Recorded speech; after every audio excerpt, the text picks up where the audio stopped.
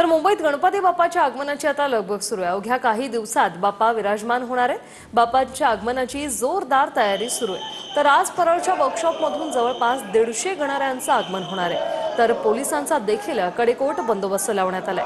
चिंतामणीच्या आगमनाला तरुणाईने देखील गर्दी केली आहे। निवृत्ती बाबर आमचे प्रतिनिधी आपल्यासोबत जोडले गेलेले आहेत। निवृत्ती, दरवर्षीप्रमाणे याही वर्षी जोरदार आगमन सोहळा होतोय चिंतामणीचा, काय सांगाल, कसा उत्साह? श्रुती, दरवर्षी एक वेगळी मूर्ती जी आहे ती चिंचपोकळीच्या चिंतामणीची पाहायला मिळते।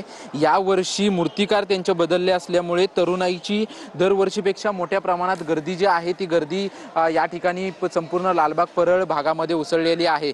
थोड्याच वेळामध्ये जे समोरचं आपल्याला चिंचपोकळीचा चिंतामणीचं जे गेट दिसतोय, या कलागंध स्टुडिओच्या या ठिकाणाहून थोड्याच वेळामध्ये चिंचपोकळीचा चिंतामणी चिंचपोकळीच्या दिशेने मार्गस्थ होईल। परंतु त्या अगोदर आपण पाहू शकतो की दादर पासून ते चिंचपोकळीपर्यंत सर्व रस्ते जे आहेत ते मुख्य रस्ता जो डॉक्टर बाबासाहेब आंबेडकर हा जो मुख्य रस्ता आहे तो पूर्ण मुख्य रस्ता जो आहे तो बंद करण्यात आलेला आहे। पर्यायी मार्गांचा वापर करावा असं पोलिसांकडून सूचना जाहीर करण्यात आलेल्या आहेत। मोठा पोलीस बंदोबस्त या संपूर्ण रस्त्यांवरती आहे। बॅरिगेटिंग जे आहे ते संपूर्ण रस्त्यांवरती करण्यात आलेलं आहे, कारण की मुंबईमध्ये आज जवळपास 180हून अधिक गणपती बाप्पांचं आगमन आहे आणि जे सर्वाधिक आगमन जे आहे ते याच परेलच्या वर्कशॉपमधून आगमन होणार आहे। त्यामुळे मोठ्या प्रमाणात भाविकांची गर्दी या ठिकाणी होईल आणि त्यांना कोणताही त्रास होऊ नये, मूर्त्या घेऊन जाण्यासाठी मंडळांना कोणताही त्रास होऊ नये यासाठी खरं तर मुंबई पोलिसांनी एक पर्यायी मार्ग म्हणून वाहतूक व्यवस्थेमध्ये अनेक बदल करण्यात आलेले आहेत। त्यामुळे जो भायखळ्याच्या दिशेने जाणारा हा मुख्य रस्ता होता, हा मुख्य रस्ता दादर पासून ते चिंचपोकळीपर्यंत हा जो आहे तो मुख्य रस्ता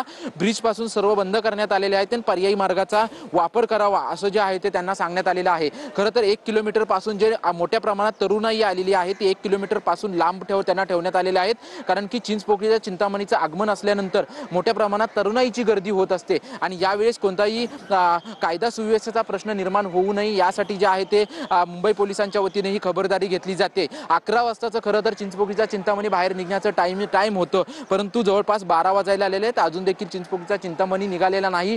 सध्या चिंचपोकळीच्या चिंतामणीच्या आतमध्ये पूजा सुरू आहे आणि कोणत्याही क्षणी चिंचपोकळीचा चिंतामणी आपल्याला बाहेर येताना पाहायला मिळेल, कारण की आजच्या दिवसातलं अजून जवळपास एक आठवडा जो आहे तो गणेशोत्सवाला आहे। परंतु त्या अगोदरच आगमन हे मुंबईतल्या गणेशोत्सवांचं केंद्रबिंदू असून त्यामध्ये चिंचपोकळीचा चिंतामणी बघण्यासाठी मोठ्या प्रमाणात तरुणाईंची गर्दी जी आहे ती गर्दी लालबाग परळ या भागामध्ये आपल्याला पाहायला मिळते आणि त्याच्यामुळे मोठ्या प्रमाणात गर्दी तर आहे, त्याचसोबतच मोठा पोलीस बंदोबस्त जो आहे तो लालबाग परळ परिसरामध्ये लावलेला आपल्याला पाहायला मिळतोय।